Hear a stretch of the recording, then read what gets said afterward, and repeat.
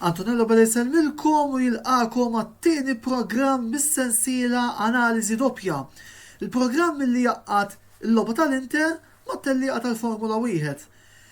Illum f'dan il-programm sejrin nitrattaw żewġ temi prinċipali li huma r-rebħa ta' 2-0 li Inter kisbu kontra Verona il-bieraħ filgħaxija, kif ukoll il-Grand Prix tal-Awstralja li għadu kemm intemm ftit tal-minuti ilu, li ukoll ser ikun live l-video log ta' reazzjoni ta' dina it-tellija illi għadna kemm rajna. Infakkarkom ukoll jekk għandkom xi kummenti xtaddu sew fuq Inter Verona kif ukoll fuq il-Grand Prix tal-Awstralja, intom tistgħu tagħmlu dan billi tħalluhomna fil-parti tal-kummenti illi hemm marbuta ma' din ix-xandira. Ovvjament, dawn kemm xi kummenti li naraw relevanti mbagħad se jiġu moqrija qabel ma nibdew nitkellmu fil-rigward tal-Grand Prix tal-Awstralja. Biss ejja nifqu hawnhekk mill-introduzzjonijiet u nibdew billi niddiskutu il-logħba Inter Verona illi kellna l-bieraħ.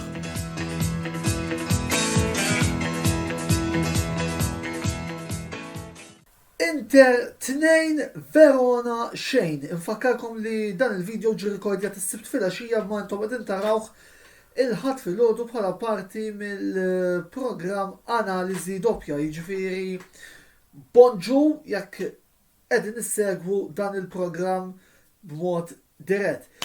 X'għandna x'ngħidu fuq din il-logħba li kellna f'San Siro kontra appuntu t-tim ta' Igor Tudor. Nistgħu ngħidu li kienet rebħa komda, rebħa tranquilla, rebħa kontrollata, rajna l-Inter illi ilna biex naraw, Inter illi tilab tajjeb, tmexxi l-logħba, tikkontrolla, tiddetta t-temp. Jiġifieri din id-darba żgur mhux forsi illi m'għandniex għaliex ingergru s-supporters tal-Inter. Nista' ngħid ukoll illi kellna logħba kif qed tajba ħafna, l-istilla tal-partita fil-ferma tiegħi kien dan is-sinjur li qegħdin taraw hawnhekk fl-isfond, qed nirreferi għal Ivan Perisic illi għamel żewġ assists, skużawni, tajbin ħafna, l-ewwel għal gowl ta' Barella u mbagħad għal gowl ta' Dzeko. Fil-ferma tiegħi biex nuża terminu l-BOV player tal-logħba m'hemm l-ebda dubju li huwa l-Kroat. Nuhu ħafna pjaċir li ngħid dan id-diskors anke jekk kien minbagħdu jitfal il-botti għal dik ħanuża l-kelma trikki tlakka li kellim għall-Kroat sad-derbi ta' Marzu 2021 imma raġunijiet naħseb li huma bennoti. Jien ħassejt li Perisic dak iż-żmien ma kienx qiegħed jagħti l-commitment li kien hemm bżonn jingħata mal-Inter bħalma kien qed jingħata mal-Kroazja. Thankfully mhux tal-jaraq li ħalqiet għal din is-sena għall-inqas is-sena żarda ngħid illi Perisic huwa l-aqwa plejer illi hemm fl-iskwadra u werħ biċ-ċar appuntu b'dawk iż-żewġ assists li ta' fil-logħba kontra il-Verona. Plejer oħra ġobna ħafna kien Barella illi fl-aħħar qed nerġgħu naraw l-ispidi pizza illi xtaqna naraw u li kien hemm bżonn li naraw. Bravu għal daqstant il-Nick ukoll. Oġobni ħafna Di Marco l-bieraħ minkejja l-fatt illi kelli question mark fuq il-fatt li Inzaghi beda lilu mhux il-bastoni. Palma tafu l-opinjoni tiegħi fuq Di Marco jalli u għandu jkun biss wingback u mhux difensur ċentrali, biss kważi rajni ħila pil-logħba ta' bastoni, rajni joħroġ ukoll u minnhom kważi kien viċi li jiskurja wkoll. Il-gowler tal-Verona ġab żewġ saves illi ma permettewx illi l-iskor ikun iżjed gravi għalihom daqs dan li kien ta' 2-0 daqstant bravu Monpils, xaġek jismu l-gowler, bravu wkoll Di Marco illi għamel logħba tajba ħafna. Bravo Samir illi ġab ukoll is-soltu żewġ saves tajbin. Żgur mhux forsi illi s-sena d-dieħla qed jagħti wkoll messaġġ li jisma' vera li ġej Onana iżda da biex joħodli posti irid jaqdef ukoll għalkemm il-loġika tgħidlek li jibda Onana imma wara wirjiet bħal marajna fl-aħħar logħba nemmen li Samir jista' wkoll jgħid tiegħu f'ċertu logħbiet, għax ma rridux ninsew ukoll il-leta qed hemmhekk ukoll. Ifhem, issa mill-bqija nistgħu ngħidu li konna tajjeb, bravi ragazzi, proset, wirja oħra kif suppost, issa ħarsitna tmur għall-logħbiet illi Napli għandhom kontra Fiorentina u l-logħba li għandhom dawk mat-Torin. Iżjed tard il-ħadd filgħaxija biex naraw naqrassa kif se jirrispondu ir-rivali tagħna. Minnaħa tal-Inter mbagħad l-attenzjoni tmur kollha għal ġimgħa, nhar il-ġimgħa kbira fis-seba' meta nilagħbu l-logħba kontra l-Ispezja, logħba li xorta waħda rridu noqogħdu attenti minnha minkejja l-fatt li forsi fuq il-karta nerazzurri għandhom joħorġu favoriti. Importanti nżommu saqajna mal-art, nibqgħu ffukati fuq it-tim tagħna u bħalma qed kemm il-darba jekk qatt jonqosna 7 logħbiet nilagħbu l-Inter għandha bżonn tirbaħ 9 biex forsi jsir il-miraklu tat-tenistilla. Qed ngħid ukoll hekk biex anke nenfasizza l-punt illi ma nistgħux infallu punti minn issa sa 22 ta' Mejju. Jiġifieri mill-bqija naħseb illi dak li kelli xi ngħid fuq Spezja Inter, anzi fuq Inter Verona ġaqgħet naħseb fuq il-logħba ta' nhar il-ġimgħa fil-fatt. Lefko dak li kelli xi ngħid fuq Inter Verona naħseb illi qedtu. Ibqgħu magħna li xwara dan il-break qasir ser nidħlu għal video log darba b'mod dirett tal-Grand Prix tal-Awstralja, naraw ftit x'kelli xi ngħid rigward din it-tellieqa. Break qasir u nkunu magħkom dalwaqt.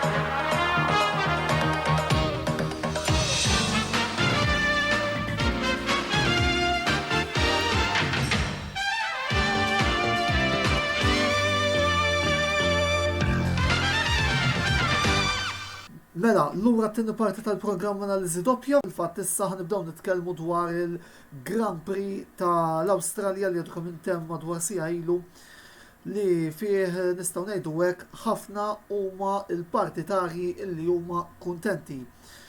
L-iktar huma kuntenti bla dubju huma l-partitarji tal-Ferrari il għaliex Charles Leclerc għamel it-tieni rebħa tal-istaġun, rebħa kontrollata kif sejrin naraw minn ftit ieħor biss diversi partitari, settita partitari li huma żgur kuntenti, imma naħseb illi aħjar nifqu mill-introduzzjonijiet u naraw naqra il-grafiċki bir-riżultati tat-tellieqa.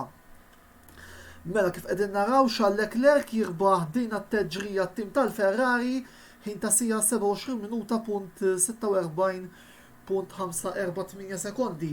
Sergio Perez jikseb podju ieħor fit-tieni post fil-waqt li it-tieni setta partitari kuntenti li għandna huma dawk tal-Mercedes. Suppost, issa ħanejtu ukoll għaliex, minħabba l-fatt li George Russell irnexxielu jikseb il-podju l-ewwel podju tiegħu għal dan l-istaġun u t-tieni podju għat-tim immexxi minn Toto Wolff. Wara Russell mbagħad Sir Lewis Hamilton ispiċċa raba', Lando Norris u Daniel Ricciardo għat-tim tal-McLaren il-5-6, Esteban Ocon għall-Alpine is-7, Valtteri Bottas 8 fuq Alfa Romeo, Pierre Gasly id-9 fuq Alfa Tauri u Alexander Albon għat-tim tal-Williams fl-10 pożizzjoni. Kif konna qegħdin ngħidu, rebħa ikkontrollata miċ-Ċali illi ukoll irnexxielu jevita il-pressjoni jew l-attentati ta' pressjoni li prova jagħmlu Max Verstappen biex eventwalment ukoll rebħa oħra komda. Forsi qegħdin tistaqsu x'sar minn Verstappen illa għaliex mhux qiegħed dik il-gradwatorja. Il-Max irtira fil-fatt fil-lep 39, problemi oħra ta' power unit tal-Red Bull Powertrain susdina.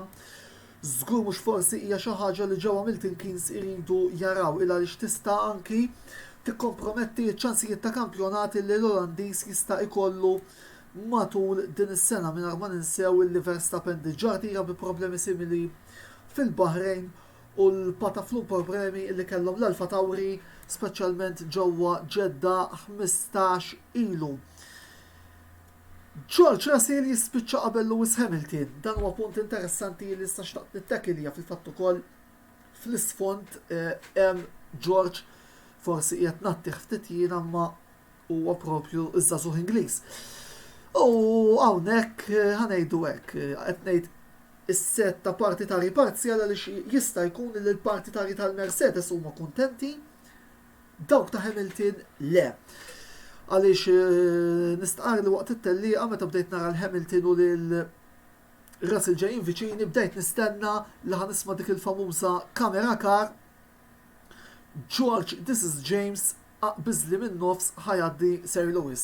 Did-darba ma ġrax kull ma rajna u għal-serwi ċinewwaħ għal-fatt illi wkoll Russell kien qiegħed iżommlu triq, però Surwiċ jiddispjaċini ngħidlek illi Russell ġietu tajba meta ippittja ftit mumenti wara li ħarġet is-safety car għat-tieni inċident ta' Sebastian Vettel.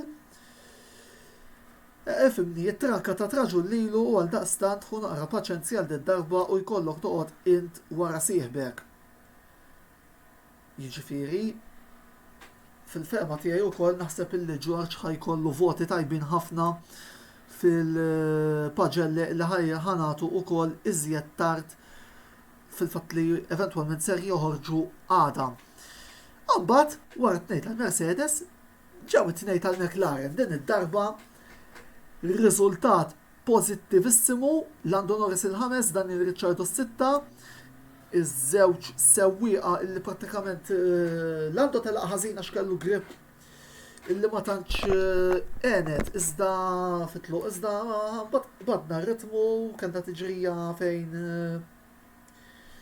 ħanejdu hekk stajna forsi nassaltaw il-George fil-bidu, imma mbagħad ħadna ritmu, bqajna konsistenti, bqajna nżommu ċertu ħinijiet u irnexxielna nġibu 18 punt fundamentali għal ġlieda għal raba post illi ser ikollna din is-sena. Il-klassifiċi ħanarhom iżjed tard. Jiġifieri, well done Lando, well done Daniel, li wkoll fl-aħħar spiċċa teġrija ġewwa pajjiżu wara karriera ta' tliela illi ma kienx qed jispiċċa jew saħansitra kien skwalifikat bħalma ġralu fl-ewwel telqa ma' Red Bull.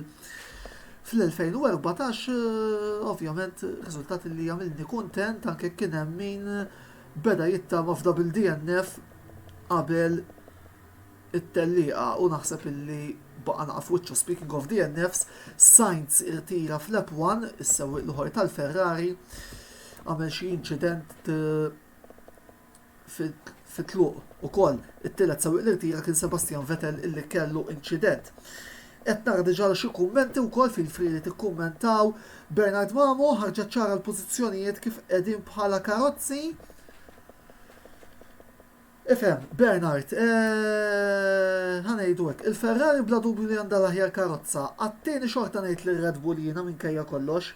Ovvjament rridu jsolvu l-problemi illi għandhom fil-power unit tagħhom. Rigward ir-raba jiena nistenna li aħna nkunu hemm. Għalkemm issa rridu naraw fil-fatt Norris diġà reġa' għamilha ċara darb'oħra illi din hija trakka li favoritna. Slow speed circuits bħalma se jkunu Monaco u l-Ungerija jidher li ħambatu.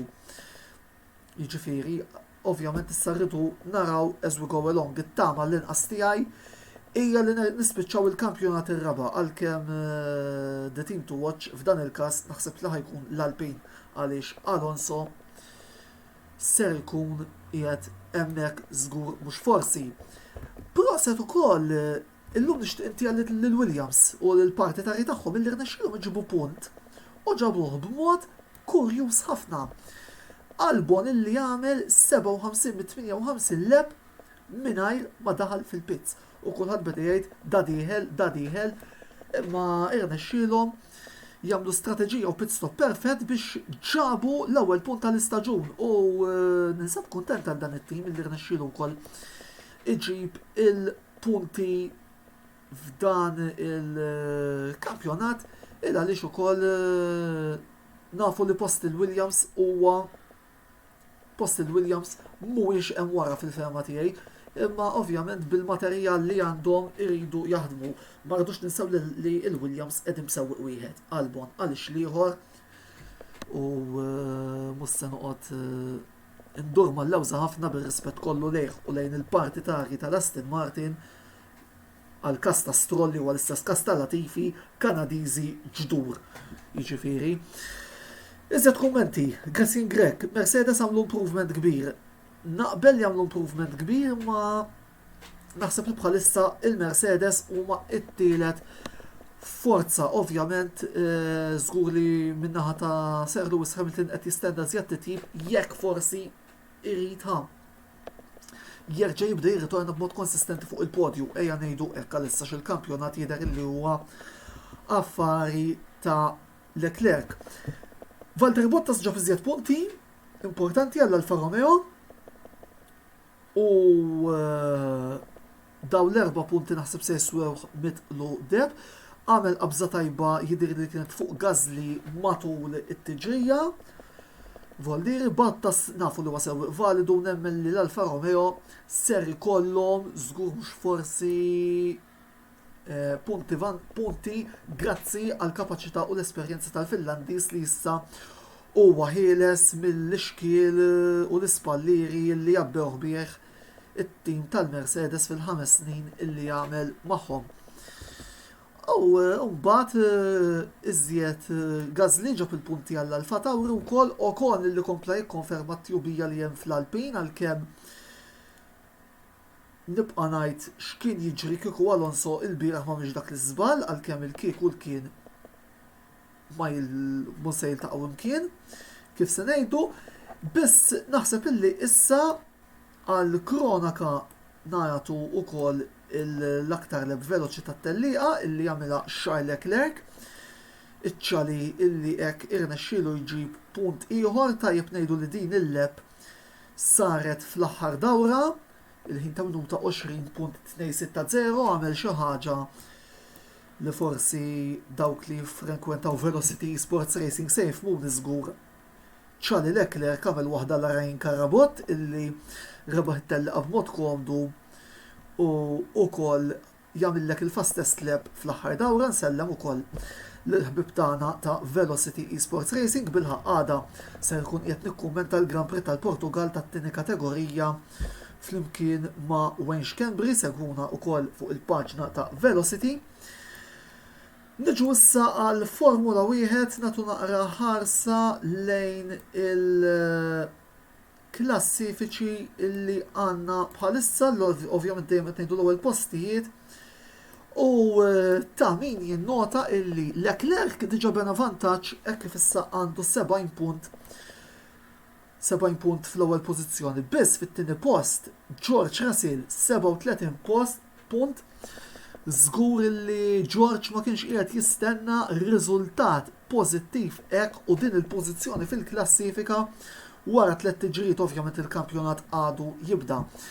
Carlos Sainz 33, Sergio Perez 30, Sir Lewis Hamilton 28, Max Verstappen 25, Esteban Ocon 20, Lando Norris fit-8 post b'16 punt, Daniel Ricciardo l-11 b'8 punti. Il-klassifika issa qed tibda tieħu tagħti naqra ruħ lill-partitarji tal-McLaren kif qegħdin naraw. U ovvjament issa naraw il-klassifika tal-kostrutturi ukoll Ferrari 103, Mercedes 65, Red Bull 55 u hemm fir-raba post insibu l-McLaren b'22 jidher li wkoll għandna xi żbalji hawnhekk. Anzi l-McLaren 24, l-Alpine 22 u l-Alfa Romeo b'13. McLaren ir-raba b'24 hemmhekk. Żballi ieħor niskużaw ruħna. Ovvjament daw it-tip ta' grafiċi qegħdin isiru għadhom fil-fażi inizjali tagħhom allura rridu naraw naqa' fejn nistgħu ntejbu ma insomma l-puntu lil McLaren qegħdin ir-raba'. Issa minn hawn għal Imola 15 oħra żgur li t-tifożi ser jilqgħu lill-Benjamini tagħhom bil-kbira kif issa Leclerc u l-Ferrari qed l-ewwel ovvjament se jkun qed jistennew rebħa ġodaro. Interessanti naraw issa l-Mercedes u r-Red Bull kif se jirrispondu speċjalment Verstappen wara id-damdima il qalaw min-naħa tal-ħomor ġewwa l-Awstralja. Rigward il-McLaren irridu naraw naqas sejġri, ovvjament nittama li l-iżvilupp ikompli ħalli forsi anki hawnhekk nibdew naqtaw ftit l-Alpin u nġibu iżjed punti. Mela, dan kien ukoll il-review tal-Grand Prix ta' l-Awstralja, imma qabel ma nħallikom għandna wkoll xi avviżi illi nixtiequ nagħmlulkom. Passoltu issa l-programm li ħajkun format sħiħ ser jitla minn ftit ieħor ġewwa l-Facebook page, anzi ġewwa l-YouTube page tagħna tal-Kamra Sportiva illi ukoll qegħdin tarawnek inħeġġukom biex tkomplu tinkitbu magħna f'din il-paġna fejn ukoll ikun hemm il-kontenut tal-programmi kollha u anke videos ta' reazzjonijiet.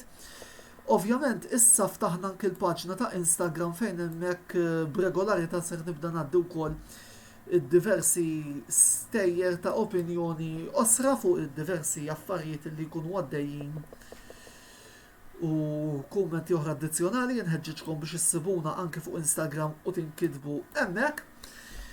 L-appuntament tiegħi magħkom b'mod viżwali ser ikun nhar il-ħamis li ġej fil-programm Intervista u hawnhekk ippermettuli illi inħabbar illi sa fl-aħħar dik l-intervista li kellna nagħmlu għamilnija u għaldaqstant għandi l-pjaċir ukoll inħabbar illi il-mistieden speċjali għall-programm l-intervista ta' nhar il-ħamis li ġej ser ikun l-leġġenda ta' Hamrun Spartans Raymond Vella il-Mundu. L-intervista minni għal-bieraħ Voldiri, ġifieri nhar il-ħamis ser toħroġ fuq format recorded u nista' ngħid li kienet sija tajba ħafna fejn fiha skoprejna iżjed rigward dana il-leġġenda tal-futbol lokali u ninsab ċerti li ser tkunu qegħdin tieħdu pjaċir taraw dan il-programm nhar il-ħamis li ġej fid-9 il-programm l-intervista.